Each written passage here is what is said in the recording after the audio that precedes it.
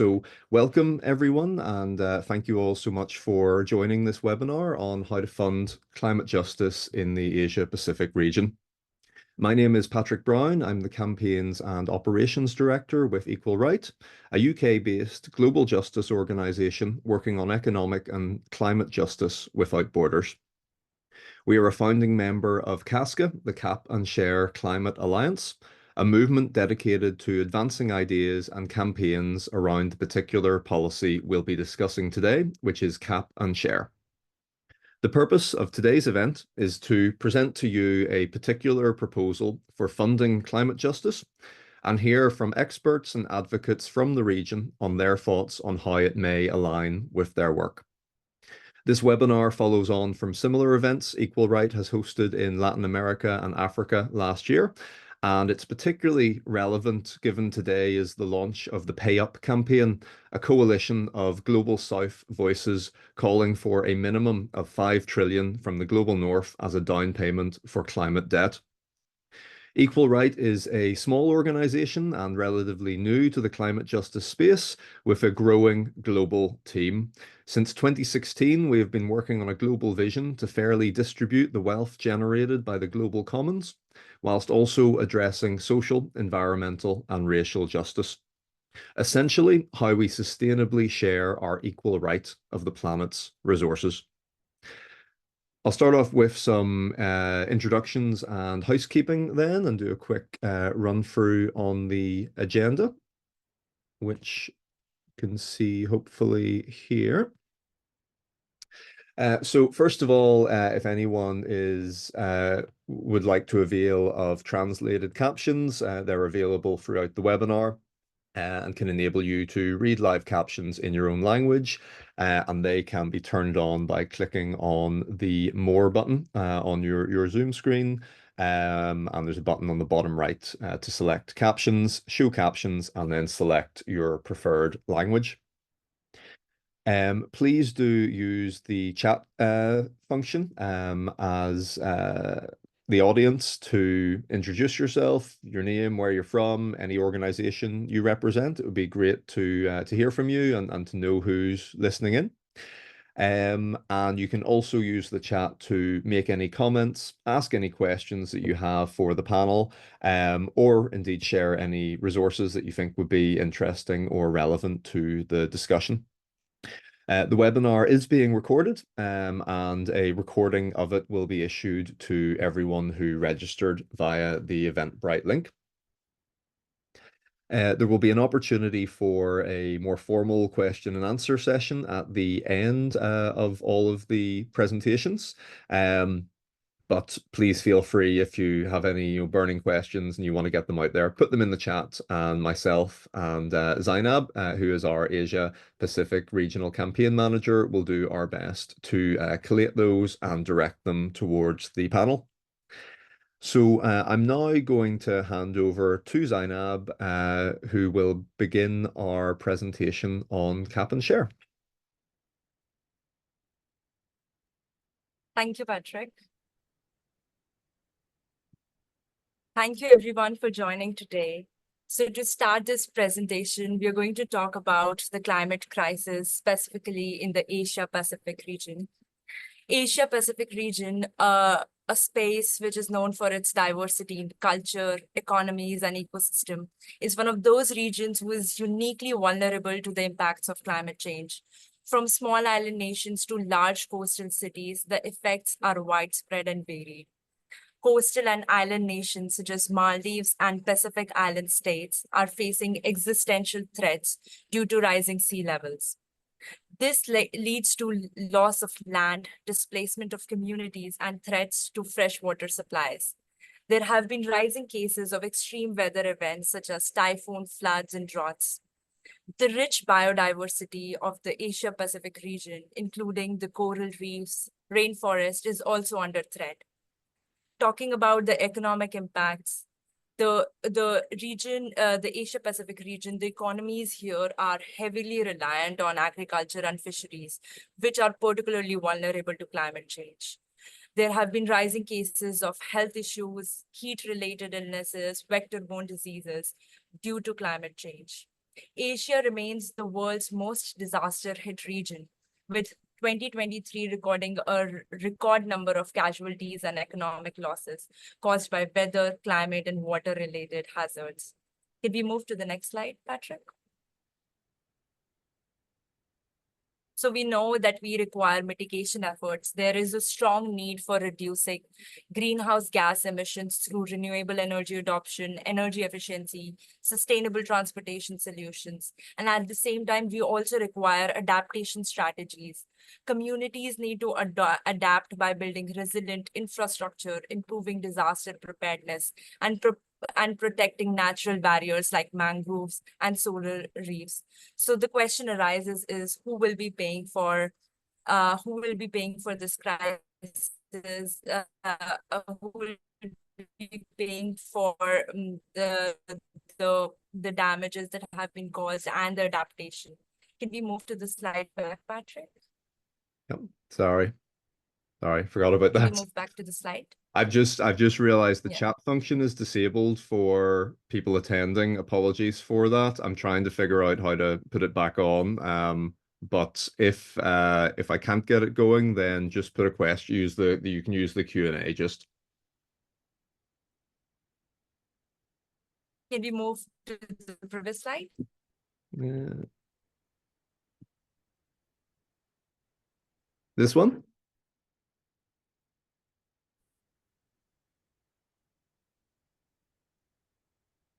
Oh, The previous one.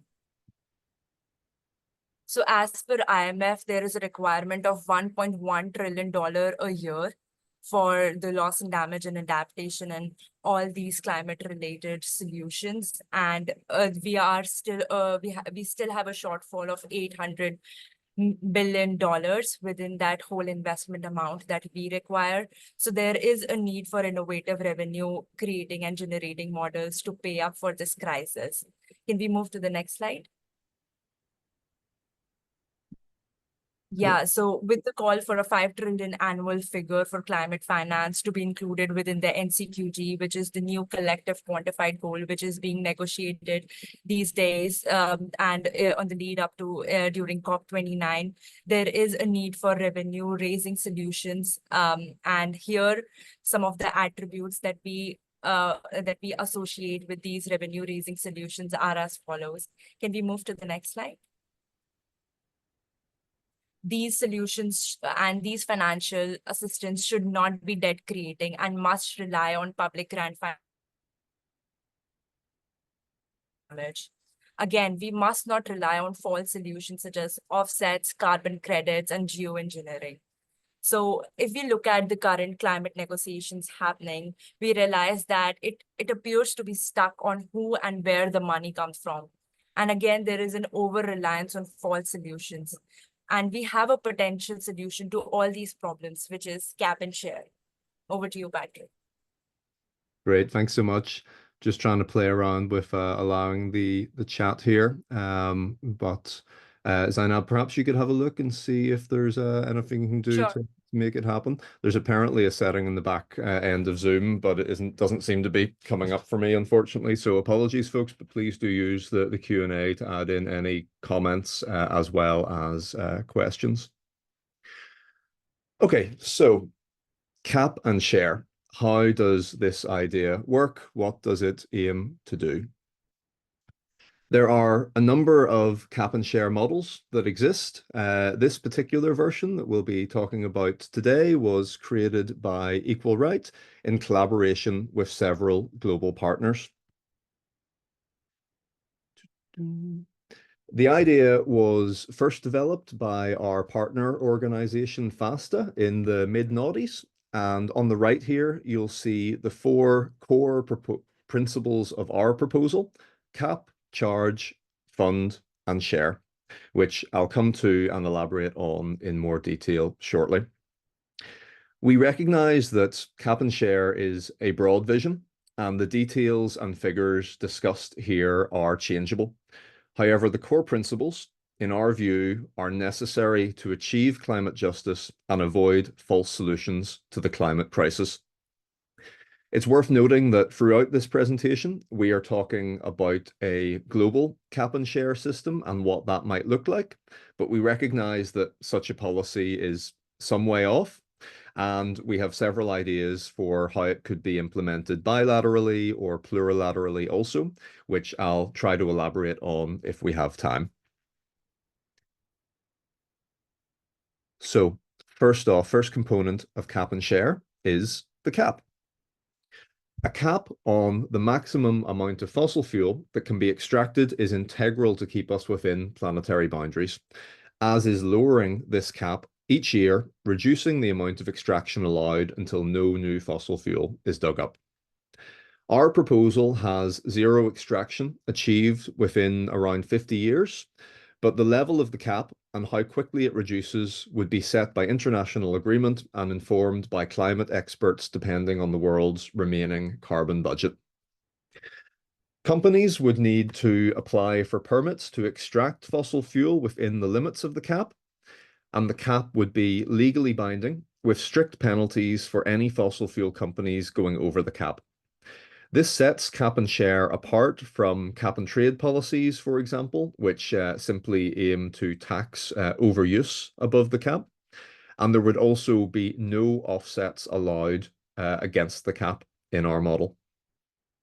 This part of the policy would immediately and dramatically reduce the amount of fossil fuel that can be extracted, lowering emissions and forcing changes in consumption and production of fossil fuels. Next up, the charge. Fossil fuel companies would be charged on every ton of CO2 equivalent they extract as fossil fuel.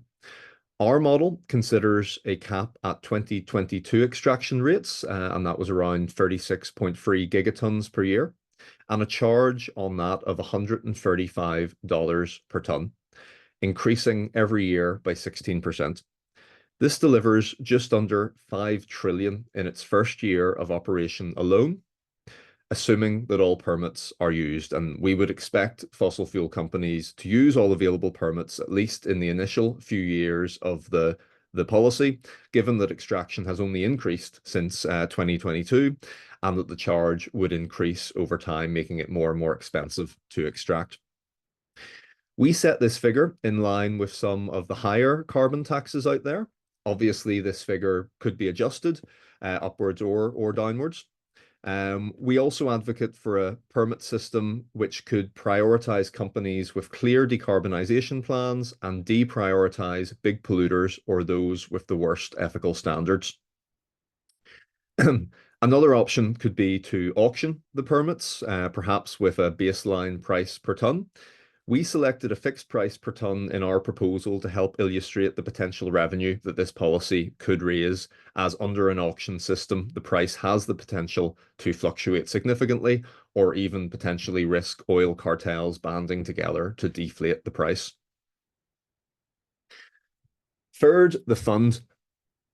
So all of the money raised from the charge on polluters would be placed in a democratically owned and operated global wealth fund. This would invest in a green, just transition and continue to build sustainable intergeneral wealth for the people of the world. And finally, share. The fund would be people-owned and controlled and would recognize the equal right all of us have to a share in the world's wealth and resources.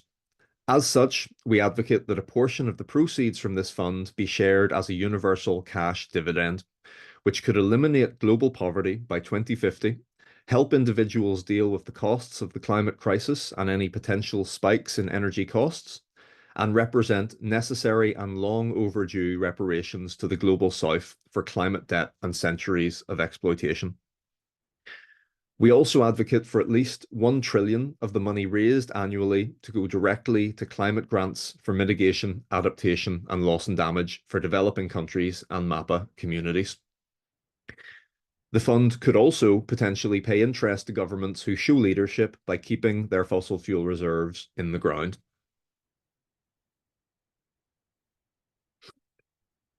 A very brief run through of some of the figures that we have modeled and costed as an illustrative scenario only for what Cap and Share can raise.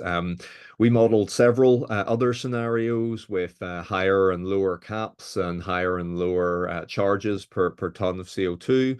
And we wanted to find a model that would deliver a feasible route to eliminating global poverty within a reasonable time frame, as well as providing a significant amount for climate finance and climate grants. You can see in year one here, the vast majority raised from the charge is directly paid out as grants and dividends, with a small but increasing amount retained by the fund for investment. So you've got 4.9 million, sorry, 4.9 trillion raised, 0.2 trillion retained in the fund, and a trillion paid out in climate grants. With the remainder of that then paid out as the monthly universal dividend to all. The value of the fund would increase over time as it makes investments in a green future and a just transition. We base the average performance of the fund on the Norwegian sovereign wealth fund, but obviously this return may vary. It may perform a lot better than that fund. It may not perform as well. We think we chose a fairly conservative figure. I think it's about 3.6% annually. Okay, so how do we make it happen? Thank you very much. Zainab has just told me that the chat feature is working. Thank you for sorting that out. Really appreciate it. So with such a big idea, no doubt many of you are wondering how exactly we would go about making this happen. Well, we're a small team, and ultimately our aim is to bring these ideas to the table and do two things. First, build coalitions of support with civic society, global climate networks, and political leaders. Second, we want people and organizations to adopt these ideas as part of their calls for climate justice. We feel that our ideas are compatible with most, if not all, progressive visions for how we fund climate justice, whilst also building a better future and ensuring a just transition. But perhaps our panel here today will reflect more on what they think of that proposition shortly. We feel that in the short run, the best case scenario would be two or more countries adopting cap and share based on a system of national allowances, where each country would have a cap based on what their fair share of carbon emissions per capita would be under a global system. So thank you all for listening. That is Cap and Share in a nutshell. I am happy to do my best to try and pick up any of the details in the chat or in the Q&A afterwards. We are now going to proceed with our panel discussants. So I'll just stop sharing my screen and I will introduce each of them before they speak. Welcome, Rahul. Glad you could make it. Hope the traffic wasn't too bad. So first off, we have Dr. Asha Amirali. Asha is a research associate at the University of Bath. Her main research interests lie in understanding the messy, interconnected, intersecting politics of the climate crisis, with a particular focus on Pakistan and South Asia. Asha, over to you. Thank you, Patrick, for inviting me to be part of this discussion today. My research is on the politics of energy transitions in the global south, and I definitively do not encounter policies and proposals such as what you have just outlined. So I think, sorry, I think the first thing to say is that what you're proposing is very radical. And therefore a very welcome addition to climate change and development debates, climate change and social policy, social protection debates, as well as, you know, to the political horizons that we all carry around in our heads as we go about every day, right? And I say welcome because I think that although climate denialism isn't really something that we have to contend with anymore, what we are seeing emerge is a series of arguments around how expensive mitigating emissions is going to be, and relatedly, that what we're doing at the moment is enough to fix the problem. And I think there's also, both in the global south and in the global north, a real lack of concern about the distributional impacts of both the climate crisis and its proposed solutions. So what distinguishes this proposal, this cap and share proposal, is that it gives no space at all to these widespread and quite worrying tendencies. And so kudos to everyone at Equal Right, and to everyone who's contributed to this proposal. And I hope that you bother lots of important people with it. I was very interested in the document, and so I read through it, and I've organized my response around the three distributional streams that are fed by the carbon charge. And I'll quickly go through them. You just described what these distributional streams are, but I'll just quickly, I think, mention that what I understand you to be saying is that the monies raised through this substantial and increasing charge are going to go into three pots, largely speaking. One is this public investment fund, one is direct transfers to individuals, and then there's a third, which is leave it in the ground compensation money to national governments. So I'm going to briefly talk about each of these in turn, and I'll start with the Global Public Investment Fund. And I think it's stating the obvious to say that poor countries would benefit enormously from such an innovation. And I think there's two main reasons why this would be significantly more impactful in the global south than in rich countries, the global north. One is that capital that is looking for quick and low risk returns like it does not like to rely on people who are living below the poverty line or on cash-strapped governments. And I can give you an example from my own work, my own research in Pakistan, where one of the main obstacles to transitioning to utility scale renewable energy, despite a massive balance of payments crisis, which is driven by a massive fuel import bill for the power sector and for the energy sector more broadly, is that no one is willing to risk their money in Pakistan's economy. There's a 600 megawatt solar plant that has been conceived by the Pakistani government over 3 years ago. It's been put up for auction 3 times. It's been trotted out at international road shows, and in every iteration, there's been more and more incentives built in for investors, more and more contractual sweeteners added to it, and still 3 years later, no one has bid. No one has, there's not a single bid that's been received for this. Pakistan is not an outlier on this front, I would say. And I think this is reflected in the fact that the cost of capital in the global south is much higher than it is in the global north. So a public investment fund of the sort that is described in this proposal would suddenly make available monies that simply aren't available right now in the south.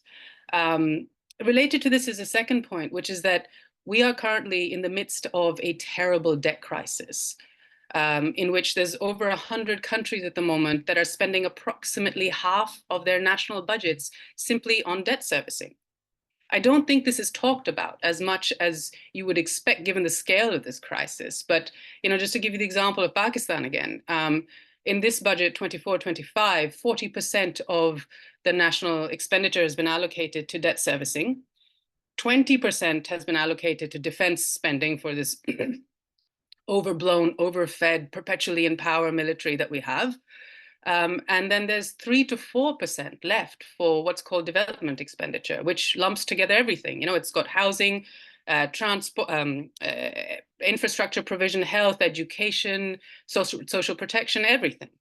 And again, this is not an exception. Other countries in South Asia are in similar crisis. Everyone watching is probably familiar with what happened in Sri Lanka. And Sri Lanka 2 years ago, they defaulted on their debt. They're now in an IMF straitjacket. Bangladesh's debt has gone through the roof over the last decade. Maldives, that is currently sinking, has an external debt of 120% of its GDP. That's completely crazy.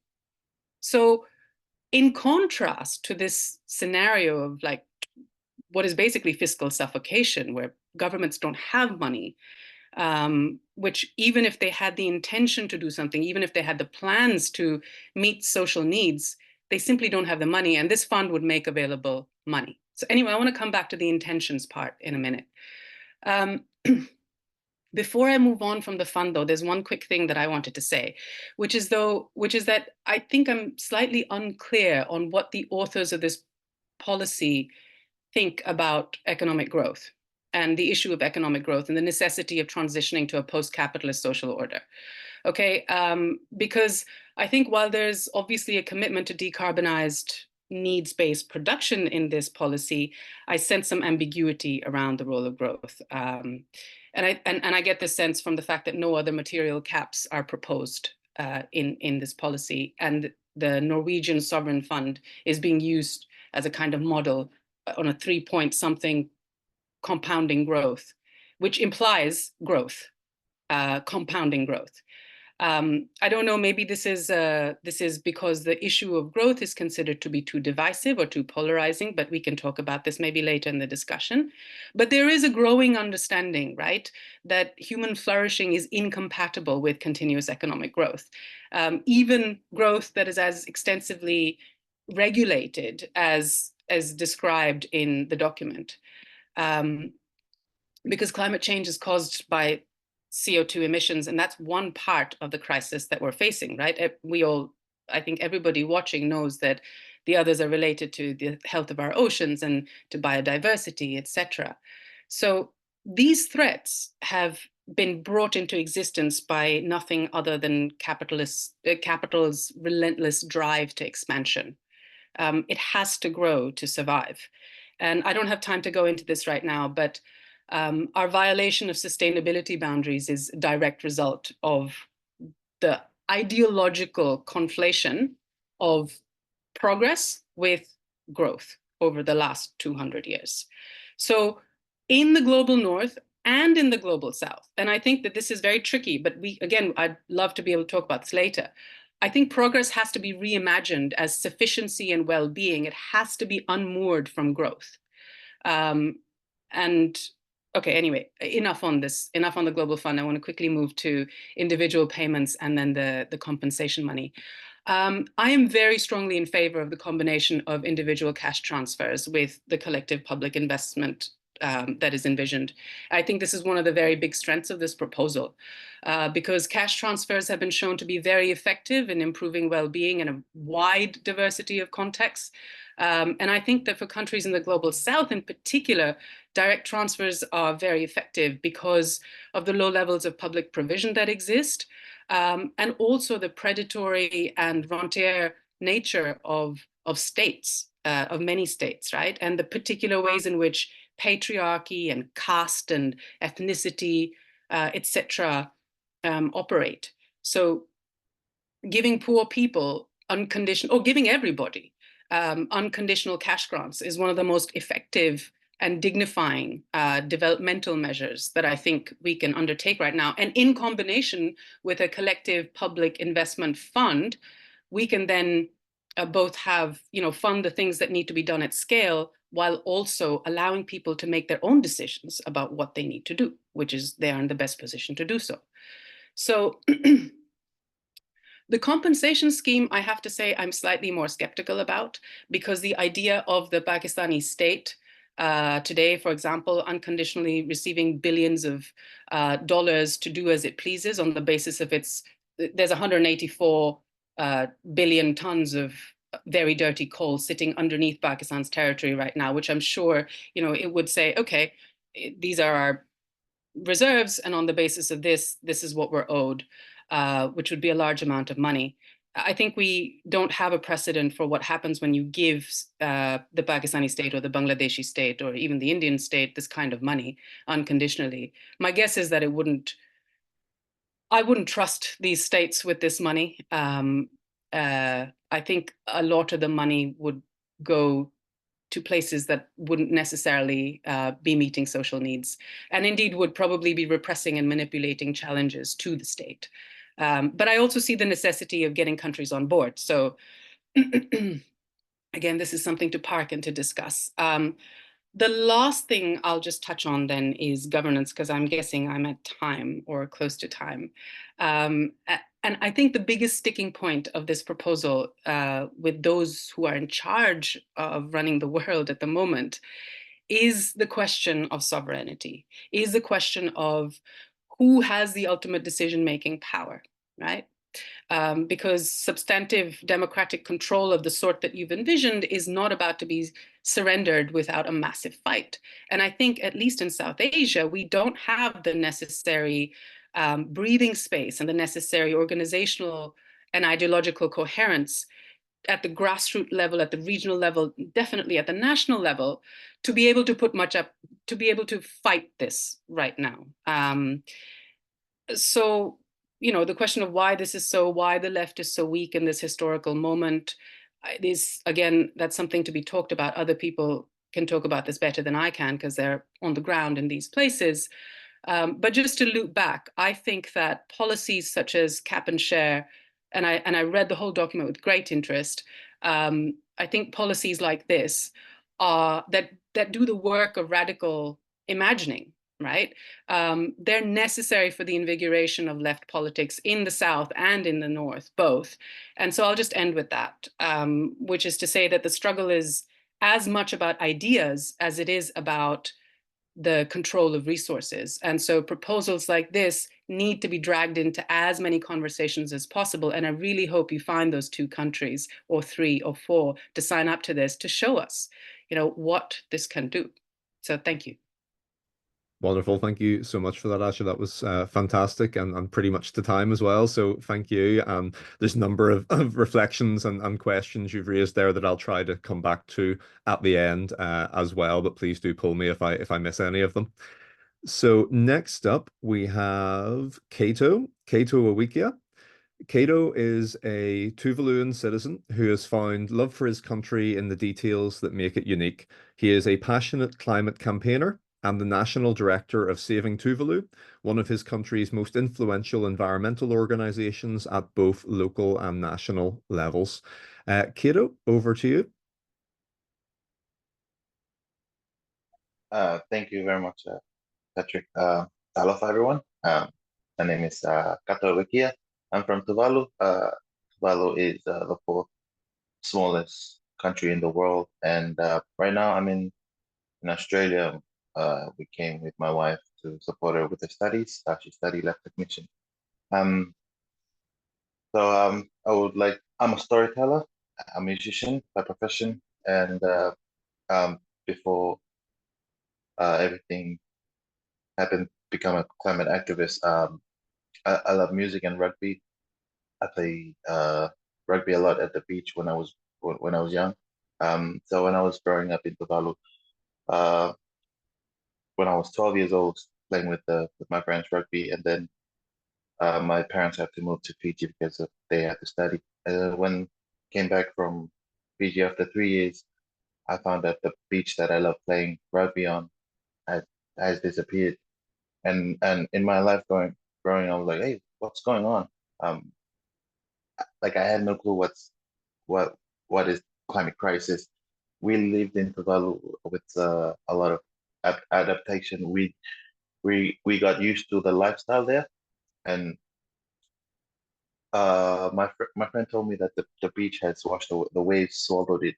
Oh, I'm like, because my island's already small, and it's getting smaller and smaller every time. So we picked a new beach. We picked a new beach to play rugby, and my parents had to leave the country after 3 years to Fiji for another 3 years for further studies. And then when we came back after 3 years, I told my friends, let's go play rugby. And then my friends were like, what are you talking about? The beach that we played rugby before has disappeared again. I'm like, what is going on? So I knew that, things with that the power that I don't have it's the beach is disappearing, and things that I learned in school about climate crisis. It was all new to me. And then there was a videographer from from America. He came and he picked me as like his model. I was trying to explain to him with my broken English. Um, I was explaining to him what is Tuvalu like, making sure that feels at home in my country. So he told me to climb up a coconut tree. So after the video went to America, there were some few youths around the world that saw the documentary, and then they said to this guy like, "Oh, we want that boy who climbed up the coconut tree. We want to to collaborate with him, being our youth CEO for saving Tuvalu, because they wanted to help the Tuvalu youth. But Tuvalu youth, to be honest, this was like our borderline. Like we are not comfortable speaking in English. That's why we're not out there. Our government, um, they're the ones who deals with with um is speaking in public. And I was fresh and I was new to everything. Um, so this guy, this youth called me, and they when I became like when I finally met them, and then they said, "Would you please collaborate with us?" They're all youth around the world, and I didn't know how to speak in English perfect at that time, and they taught me how what is climate justice, and then that's how I became a climate activist in Tuvalu. Um, I love my country. I'm really passionate about saving my country, and then I started this campaign with this youth all over the world. And surprisingly, I got an invitation to COP26 that was in Glasgow. And then I started to learn a lot of things about climate justice. I've seen the youths what that was in COP, and I was really inspired, and I really thank them that they poured knowledge in me, how to speak in public, how to advocate for Tuvalu. So during my first time in in COP, I was overwhelmed with everything. First was the climate. The climate in Glasgow was very different from Tuvalu. Um, so I didn't know what to pack. I was just proud to represent my country, to speak about Tuvalu. What was the climate crisis? What was going on in Tuvalu with the climate crisis? I went to Glasgow with my so many shorts. I have so many shorts packed, so many t-shirts packed. And when I reached to Glasgow, it was cold. It was, I don't know, I never felt that cold before. And when I was wanting to speak the things that I wanted to to speak in public and in medias, I was so overwhelmed with everything. The country was too big, the weather was new, and I was just too overwhelmed with it. But as my journey goes on, I started to get comfortable with speaking in public, and then I was starting to tell stories about Tuvalu. Tuvalu, people know Tuvalu as a sinking island. Um, we have drought, sea level rise. Every sea level rise that we have, Tuvalu it's flooded with seawater. We don't have mountains, so it's also hard for us to get rain because cloud. We don't have mountains to hold the clouds, and we only depend on rainwater. And thankfully, the government got us some uh, desalination machines to help us, but still, it is not enough for our community in Tuvalu. And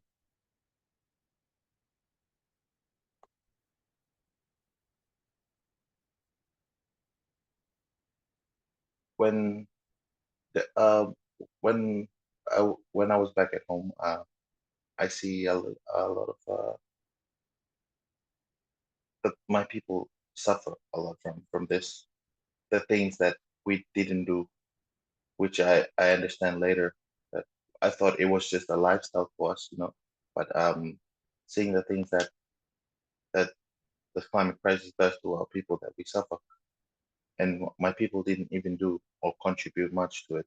And um, I'm glad that I came across Patrick uh, to teach me more about what is climate justice. And yeah, also I would like to thank the youth that taught me to tell my stories, and the stories of my people that we have suffered. So I'm glad that in the future, Patrick, we could stand solidarity and work together so that we can be working with our government and also with our youths and save Tuvalu.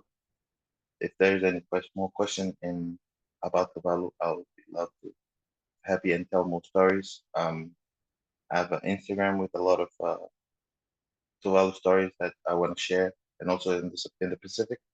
Uh, yeah, to hit me up. I'll love to join and help. Thank you very much, Patrick. Over to you. Excellent. Thank you so much, Cato. And I'll just share a link to Saving Tuvalu in the chat there as well, so people can give it a follow and find out more. Thank you so much for sharing your story and your perspectives.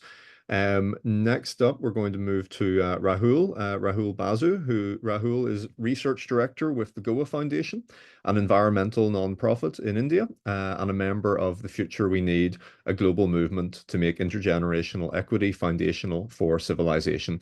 And Rahul is also a co-founding member of Casca as well. Rahul, over to you. Thank you, Patrick, and thank you, Equal Right, for this invitation to speak. I realize I have like one or two other connections. I'm also an advisor to Equal Right, and I contributed to this paper as well. And Goa Foundation has been working on the environment for a long time, but through the course of our work on iron ore mining, we realized that the intergenerational equity principle is actually central to these multiple crises we're facing. So what is the intergenerational equity principle? If you put it simply, if we ensure that our children inherit at least as much as we did, then we've in a sense achieved intergenerational equity, because we get a certain set of resources and opportunities, we make what we can of it. If the next generation has at least that much, then they can make whatever they want of it, and sort of it continues that way. We cannot control what they do with it, but we give them the same amount. Now, it's clear that both the climate crisis and the broader sustainability crisis are really a violation of intergenerational equity. So as Asha was pointing out earlier, that we are right now at a 1.7 Earth footprint. So, we're consuming 1.7 times the annual productivity of the planet, which means that extra 0.7 we're basically taking from our future. We're extracting, and that's where we need to reduce our overall consumption. So, forget growth, we need to bring consumption within sustainable limits. And specifically to the climate issue, again, we've taken a low carbon atmosphere and we've pumped it full of carbon, and we're basically, the most recent kind of numbers I've looked at, they're talking about we're on track to hit 8.5 centigrade. And the reason, just to remind people, we chose 1.5 as the target is because beyond 1.5, tipping points are likely to get triggered. And after that, consequences are completely uncertain. But right now, we're pretty much blown past 1.5.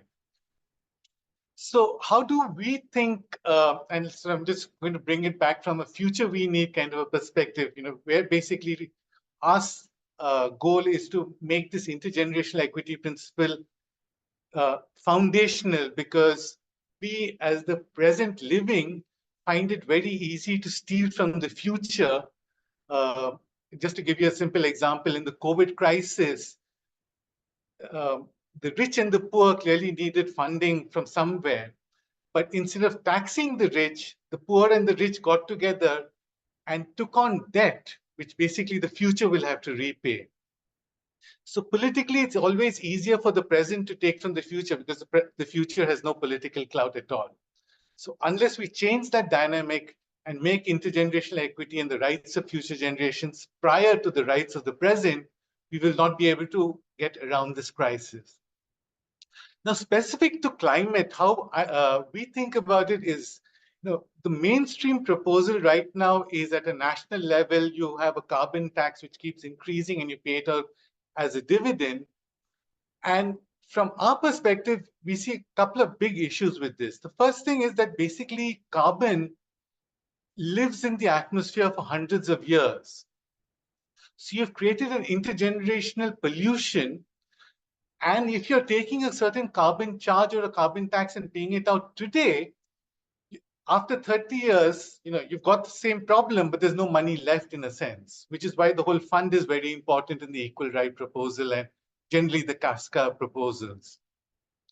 So that's one big problem. But if we think about sort of trying to do it, in our opinion, we need to at least set an absolute cap on carbon extraction from now. Let's say we put a limit at 2 degrees centigrade and we work out how much carbon we can extract. That becomes the total amount of carbon we can extract planet-wide. The question then becomes, we've got all the charge and all of that, but how do we allocate this carbon charge, the right to extract carbon and the right to emit carbon? And in our perspective, the first charge to this, the equal maybe first charges to this is to enable everybody on the planet to achieve a certain minimum standard of living. And this equal charge maybe to actually finance in carbon terms the energy transition. So at the end of using up all this carbon, we have a total decarbonized economy, which can then continue to generate a minimum standard of living for everybody on the planet. So if we then figure out how to do that, we then want to have the carbon cap, and we want to allocate the resources, whether it's at the carbon level or in terms of funding through the fund, towards both the energy transition and ensuring that everybody on the planet has a certain minimum standard of living.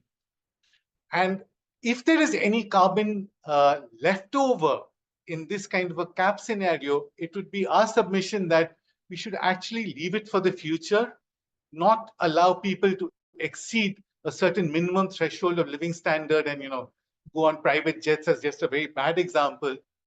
But even most of us in a personal life certainly would exceed a minimum standard of living. And essentially in that, what we're all doing is basically stealing from our children, and that fundamentally is morally wrong. And unless we sort of change our way of thinking, we will not be able to get to a situation where we get to true sustainability and circular economy and all of that. So those are my little small inputs on this. I saw questions on governance, difficult questions on governance and all of that. I'm going to leave that for the discussions later. But let me hand it back to you, Patrick. Thank you very much, Rahul. And how do you know I'm not going to direct those questions to you when it comes to the Q&A? Because they are tricky ones. And thank you to everyone who's put questions in. Please do keep them coming. The trickier, the better, I think, because it tells us what we need to be thinking about and talking about more potentially. Sayali, I just want to do a quick sound check there to check if your line is okay. And maybe you want to try video and see if it works. And if not, we can go back to just audio for your. Hi, can you hear me, Patrick? Yes, yeah, we got you. Okay, unfortunately, I cannot turn on my video. The connection is not as strong. No problem. We can hear you. Okay. Yeah. Great. Do you want me to speak now? I'll briefly introduce you if that's okay, and then over to you. Emmeline Siale is the Executive Director of Piango, the Pacific Islands Association of NGOs. A Tongan civic society leader, Siale has over 10 years of experience promoting sustainable growth and social development in the region and leading regional and global advocacy. Siale, over to you. Thank you, Patrick. It's interesting because this week we are preparing for what we call the forum, economic ministers meeting. That's our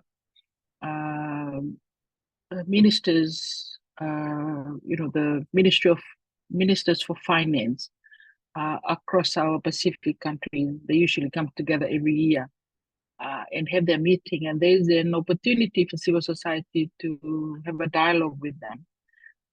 And so the agenda for their meeting Friday next week is all about climate financing.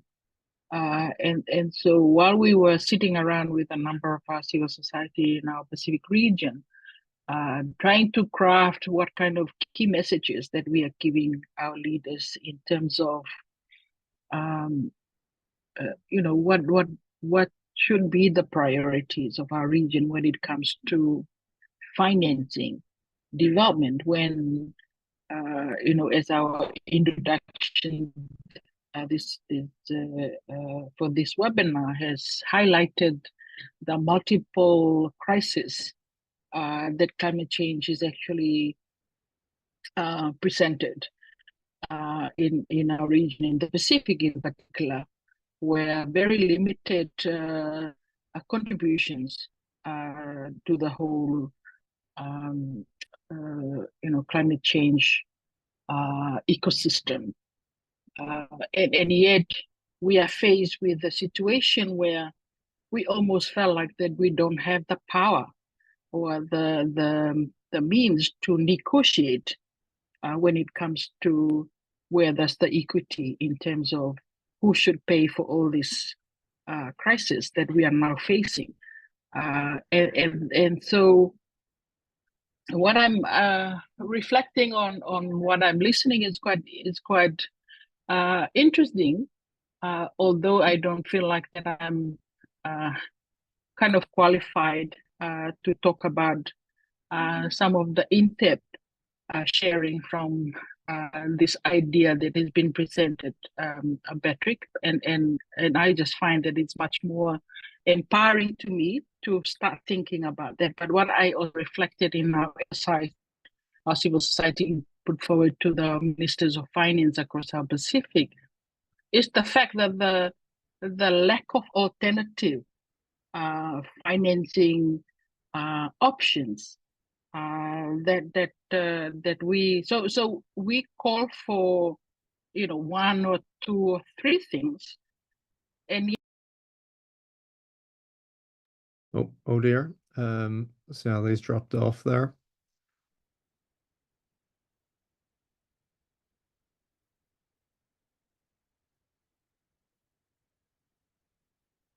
Oh. Sally, can you hear me? You just dropped out there for a sec.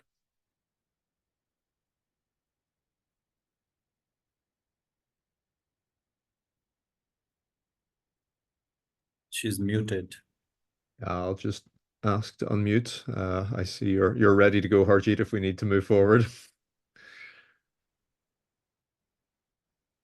I'm sorry, I think I've been dropped off. No problem. So this proposal kind of resonate with what I'm observed. One of the things that we also know that within civil society community in the region, such proposal like this does not, it will take time for us to digest a little bit because the number of false solutions that has been put forward by many, and I'll give examples like the deep sea mining is one of the very strong push from some of the companies who are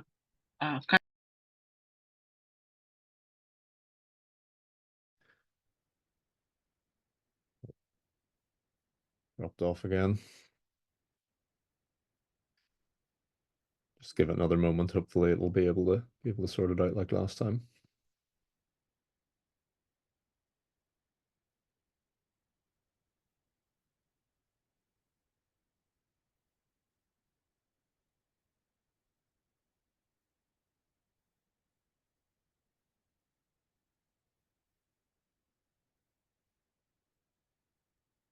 Okay, Sally, you're back. Feel free to kick off where you left off.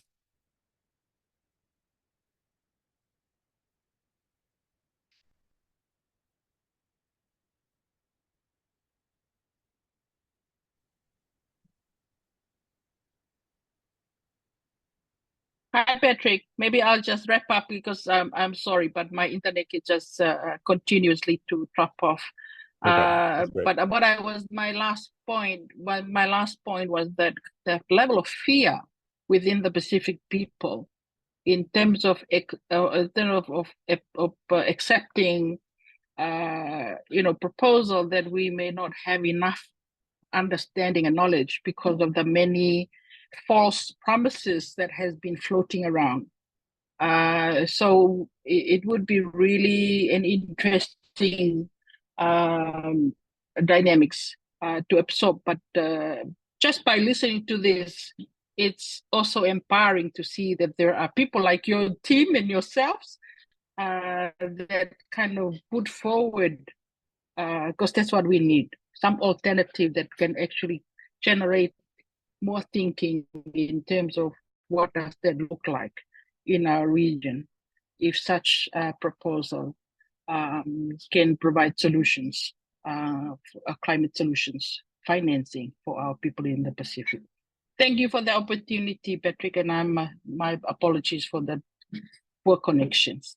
No problem at all. It happens, and we really appreciate you being here and taking the time to share your perspectives. And we're now going to move on with our final discussant, Harjeet. Harjeet Singh is an advocate for global climate and social justice. He is the Global Engagement Director at the Fossil Fuel Treaty Initiative. Previously, he served as the head of global political strategy at the Climate Action Network International, or CAN-I. Harjeet, over to you. Thank you very much, Patrick. I hope you hear me well, and such a pleasure to have these speakers sharing their perspectives before me.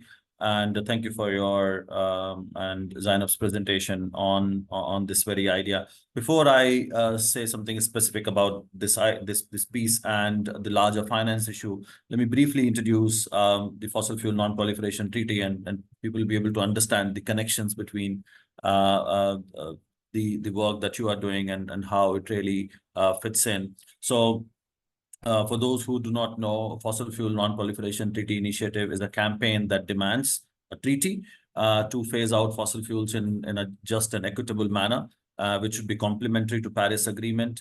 And there are three pillars, and it has been structured based on the nuclear non-proliferation movement. And the way it has been structured, and we talk about three pillars. So just transition is our ultimate target, and that's all of us are aspiring for. And to enable that, what we need is stopping all exploration and expansion now. And there are several reports coming out. In fact, yesterday, you must have seen the Guardian piece, which talks about how rich countries continue to expand. It's not just the so-called petrostates, and that exploration and expansion is going to put us at a massive risk going forward. So that has to stop. And the third one is phasing out equitably. So all the dependence that we have, we need to take into account countries who are producing nations, yet dependent on fossil fuels in a big way in terms of their revenues. Then there are rich countries, wealthy countries, and what we call them fossil fuel 5, So countries who were also named in the report yesterday, Australia, Norway, Canada, UK, US, who are now the biggest fossil fuel producers, yet not dependent on fossil fuels in a big way when it comes to their revenues, yet they are just continuing with the exploration and exacerbating the crisis. So coming back to treaty, which has got a lot of traction over the last 3 years, we now have 13 nations, and very pleased to say also Tuvalu and Tonga who have endorsed the treaty. We have 113 cities and subnational governments. We also have more than 2,500 civil society organizations and indigenous nations, 113 cities. Yeah, I already mentioned that. So about 1 million individuals, 800 parliamentarians, 3,000 academicians. And we also have now about 25 banks who have endorsed, who promote value-based financing.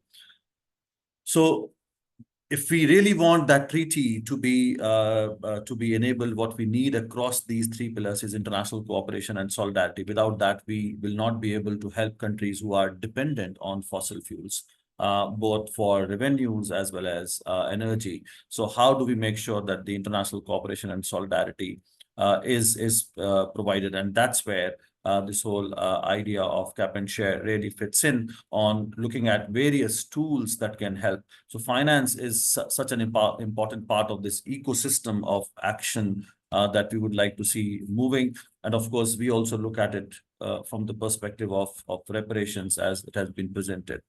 So there are different numbers that are being talked about, and Patrick, you did mention the 5 trillion number, and many of you may know that climate justice movements today launched this number as a figure which is owed by developed countries as part of climate debt. That number may not be the specific demand for the ongoing negotiations under a new collective quantified goal, or NCQG as we call it, but that's the overall demand that we are putting forward as climate justice movements. And we're also looking at structuring our demand in a manner where we call for public finance, which has to be at the very core of it. And then there are a number of so-called innovative tools or innovative ways of financing that must be explored. And this is where, again, Caop and Share, and there are a number of other options that we have been hearing, starting from the institutional level to SDG stimulus, to how there are ways to look at the capitalization further of multilateral development banks. Of course, we have our own concerns around it, the way World Bank and IMF have played that role in rather exacerbating the crisis. We also look at where foreign exchange guarantees can be provided to bring the cost of capital. We as civil society have been demanding fossil fuel subsidy redirection that can support. We know it's running into trillions of dollars. There's also a demand for a global just transition fund, which needs to be set up. We know that Europe, which is very well aware that not all countries are at the same level, has already set up such a fund for European countries to help them make that transition. But when you talk about a similar thing at the global level, they don't pay any heed to such ideas. There are other aspects that are being talked about, which are beyond climate.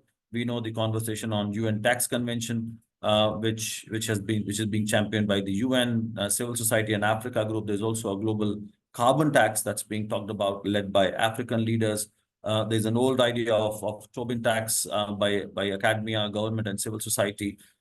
And we saw how fossil fuel industry made obscene profits over the last few years, while ordinary people were suffering from the energy crisis and food crisis, cost of living crisis. There was a call for a global levy on windfall profits. Even the former UK Prime Minister Gordon Brown talked about that, and civil society has been. But our view and our demand goes way beyond. We can't just only look at windfall taxes, but a continuous tax on the industry so that it perishes, and how it goes with the decline of fossil fuel extraction itself. And there's also a proposal by World Bank, by Brazil, on wealth tax, which is about putting 2%. Very similar to Caop and Share, there are ideas of like climate damages tax. report released a few weeks ago talked about how $720 billion can be raised by putting a levy on fossil fuel extraction only in OECD countries. And then, of course, we are talking about international transactions, international taxation. So many of these ideas exist. And at this moment, we are saying we need that bucket alongside the core demand of public finance that needs to be provided by developed countries. And how do we support that? But we need to be assessing all these tools. And in a paper that we released some time back, we've actually done that on looking at it through the lens of equity and justice, which is absolutely fundamental. And then also checking how they stand when it comes to political salience or expediency on what we can actually achieve, because that's where we are stuck. I'm sure you know that COP29 presidency briefly announced a fossil fuel levy. The idea was shut down prematurely. And now they've come up with Climate Finance Action Fund, where they're barely talking about $1 billion to start with, nowhere near the scale that is needed. So the good thing is that because of this idea and many more that are being talked about over the last few years, they've created this narrative and a demand that fossil fuel industry has to be penalized and taxed.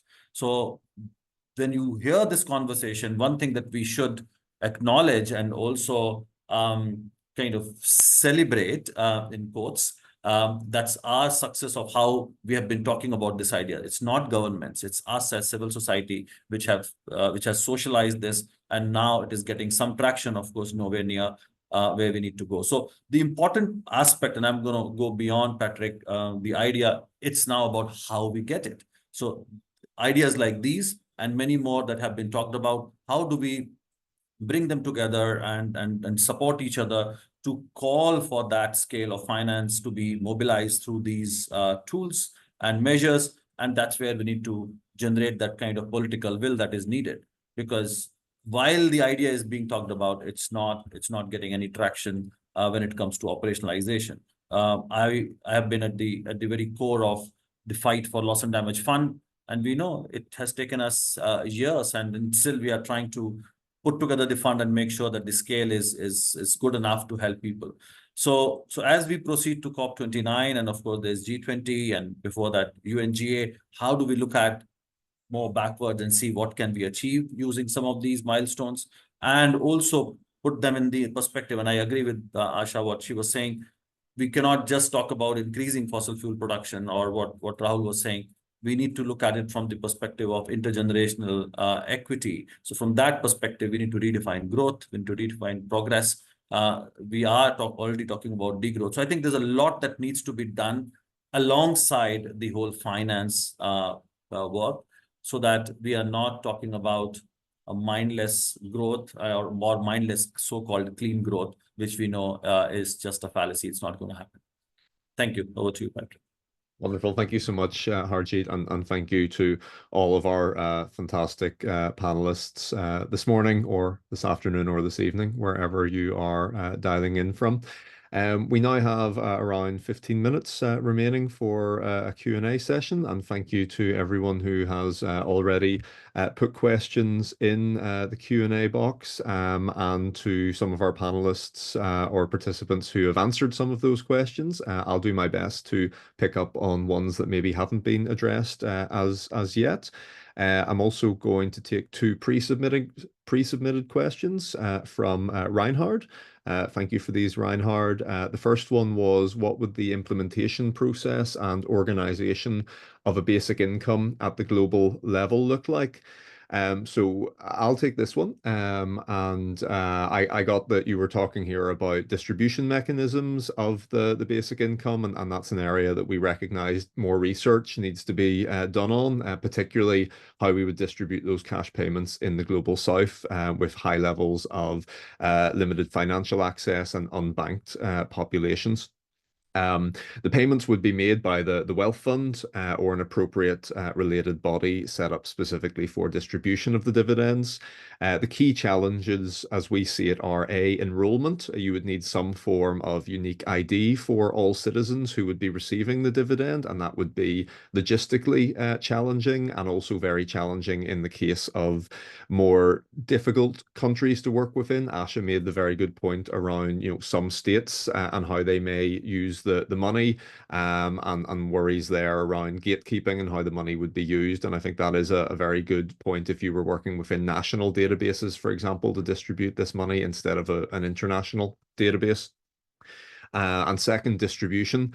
I've touched on this. I think that it would be relatively straightforward in many countries, particularly in the global north, for example, but there's certainly a challenge in terms of high levels of unbanked citizens or countries with unstable financial infrastructure. There are smaller grassroots solutions in places like Kenya, where you look at the work that Give Directly have done around cash transfers, for example. So there is the potential that that sort of technology using phone transfers could be scaled up. But we recognize that this is a much, much bigger concept than what's going on there.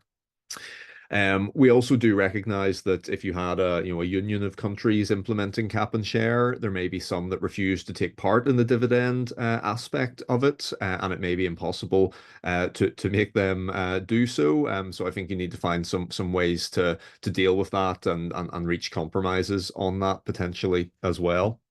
And then you also asked, Reinhard, what would the approach be to convince opposing states to join the process, and that this has to be considered in the view of a potential Trump presidency.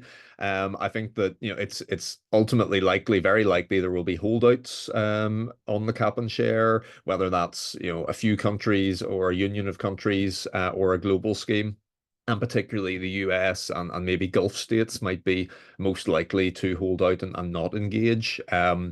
Our colleagues at Global Distribution Advocates, who are also members of CASCA, have actually modelled an option around this and proposed a partial solution, which is a climate union with a critical mass of countries coming together to implement Cap and Share, and then imposing the same charge on any carbon imports into the union from non-union countries. And that would mean that those countries are still essentially paying the charge and contributing to the fund without any of the benefits of the fund. And their proposals look at, for example, the G77, China, and the EU coming together as leaders of that climate union. Moving on to let's work backward. Harjeet, yes, on the draft treaty, you've shared that in the text, in the chat. That's fantastic.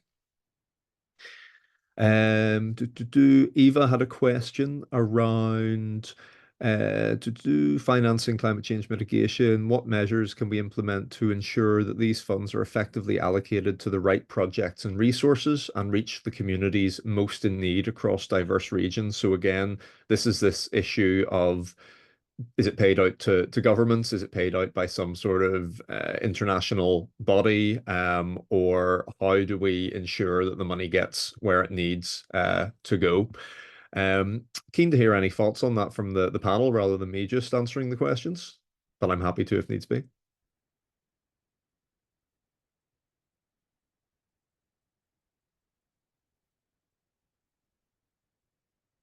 Asha, you're muted if you were sorry, jumping. I just realized I was not successfully unmuting myself. No, I think this is where, I mentioned how important it is to build countervailing political power. I think that's something that we just can't get around. And it's the very difficult work of building political solidarities and articulating them in opposition to existing sort of hegemonic structures and ideologies. And that's where you then build these kinds of institutions and organizations and processes that are available to channel the equally radical suggestions and global funds and pots that we are proposing in this policy. So we all know this, right? It's one thing to have a really good idea, But then there's also the equivalently and arguably even more difficult work of doing that political work. And I think that's what we're all engaged in and doing in some respects anyway. It's just this work it's multi-layered and it has to take place at different levels. I don't think there exists a mechanism right now, at least in the societies that I'm most familiar with, by which you could most effectively channel these monies. That has to be built. Excellent. Thank you for that, Asha. We've got a question there from Elena to Harjeet, just asking if you could say a little bit more about the 25 banks doing the value-based financing. Which of those schemes are most progressive or sustainable? And where do you see the most scope for sustainable innovation with those? Sure, and I'll also share the link in a bit. So these banks have come together, first of all, taking a pledge that they are not going to finance fossil fuels. That itself is a massive thing, where you see all the major banks are involved in fueling the crisis by continuing to support the fossil fuel industry. And then how they're going to take proactive steps and making finance much more available for the renewable energy industry to thrive. And again, prioritizing much more small and medium enterprises. So some of those principles and values that they are practicing, and they are going to be getting more and more banks on board. Of course, I must say that not everything is going to be perfect in the beginning, but they have come together, and we don't want big banks to just join that alliance. It's important for them to stay strong and stay pure and make sure that they stick to those values. And so these are not major banks yet, but they have started that initiative, which is very inspiring. I'll share the link with you. So they have endorsed the treaty, and we do welcome that. Of course, engaging, I must also mention, while I was talking about how the academia and Nobel laureates and cities have endorsed, we have been very cautious to get corporations on board. We know the danger of greenwashing that they can do. So we are not proactively reaching out to corporations and saying you endorse, because then they'll say they've endorsed the treaty, they're in favor of it, and then continuing to expand fossil fuels or provide financing. So this is where this initiative is a small one, but really based on values and trying to get more and more banks to follow suit. Wonderful. Thanks for that, Harjeet. Shahid has a couple of questions in there that are really interesting, particularly around climate duties and climate responsibilities, reflective of the climate rights that we often focus on. And also in today's world of modern technology and territorial limits, which transcends territorial limits, sorry, I should say. Don't you think the very definition of sovereignty or dominion over natural resources needs to be modified as well? I think that's a really interesting perspective, and thank you, Rahul and Asha, for responding to that. I suppose purely at a practical level, in terms of building out campaigns and seeking political support, starting with the nation state as a building block of that makes the most practical sense. But there's definitely a reframing required there, so that we don't get too fixed in that mindset, and that we do think about the global first and foremost. Paul raises a good point about governance and the potential of a global citizens assembly, and yes, there have been models of this that have been tested in different forms, and there's a lot of innovation happening around the citizens assembly space globally, often a lot of it linked to climate work. And yeah, it's certainly my view that a citizens assembly could help to manage any future fund, but curious to know other people's thoughts on that. Other options would be, led by governments, led by democratically elected representatives from each nation that's a part of the Caop and Share program. What do people think would be the most sort of effective, fair, democratic solution?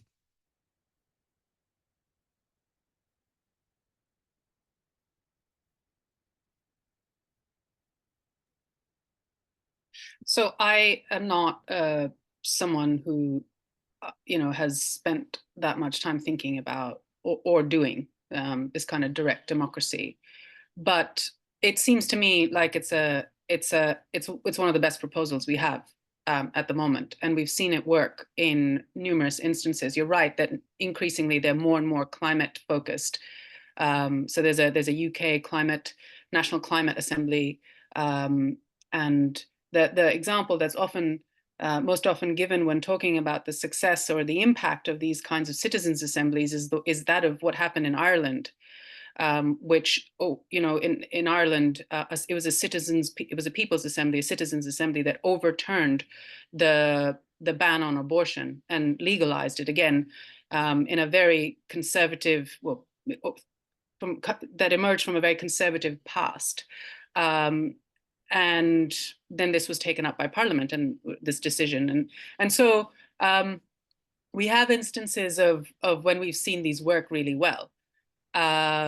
And I think someone to read on this, in case anyone's interested, is Eric Olin Wright, who was a radical Marxist sociologist, who wrote mostly about the developed world, but he really sort of dug into the sort of pros and cons of direct democracy and citizens' assemblies, and I find his work to be very incisive on this. And so, yes, I do think that this has a great deal of potential.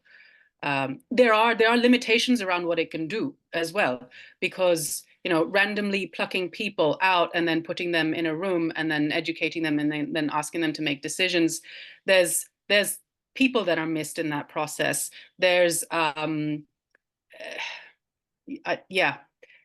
are cons to this as well. So, but I think it's the best thing we've got at the moment. Awesome. Thanks for that perspective.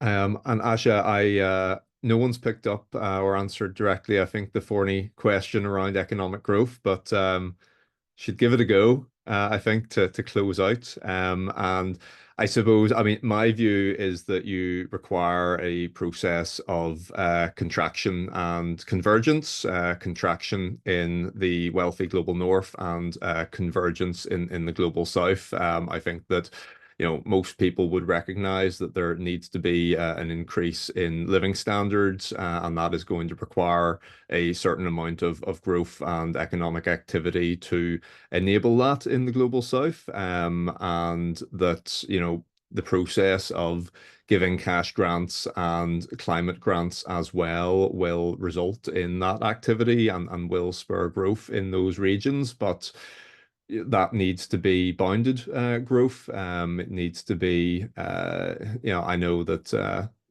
there are definitely issues with, talking about green growth and greenwashing. But I think it's a reality that, we couldn't call for degrowth in those regions in the global south that have been, for centuries had the ladder pulled up. But we do need to be stronger, perhaps, in pointing the finger at governments in the global north and saying, yeah, it's time for green growth, and thinking about ways in which, the UBI aspect, the dividend could help, create more sustainable forms of consumption, for example. And one thing that I would really like to do is do some more research on the model to see what the likely consumer choices would be as a result of receiving the cash dividend, and what the potential macroeconomic outcomes of it would be as well, both within the global north and the global south. Because there are some significant worries about this, and it would be a point of tension within, calls for basic income, for example. There was a paper recently offered on this that said that you could pay for a global basic income through the growth it would create, which is probably quite problematic language in that space. So I think we do need to definitely be cognizant of that.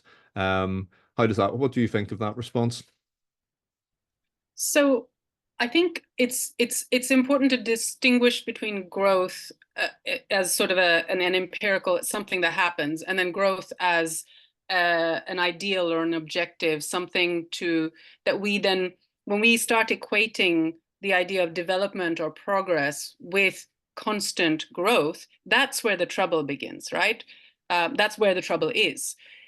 The idea that, some nations, many nations, countries, societies need to grow in order to meet the basic needs of their people. That is completely uncontroversial. I think that's true, absolutely.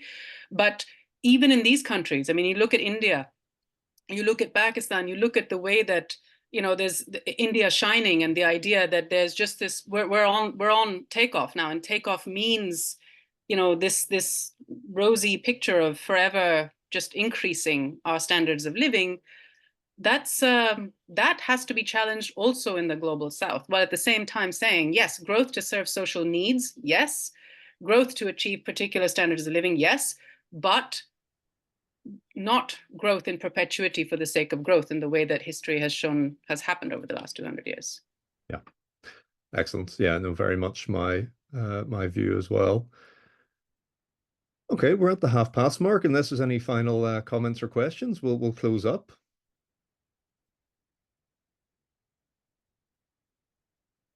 Okay, brilliant. Well, then, just on me to say thank you to everyone who attended, and to all of our panelists for taking part and sharing your perspectives. The webinar has been recorded as well, so it will be shared with everyone who registered via the link, also in case you want to watch it back or share it with anyone in your network. So thank you so much, and enjoy the rest of your days.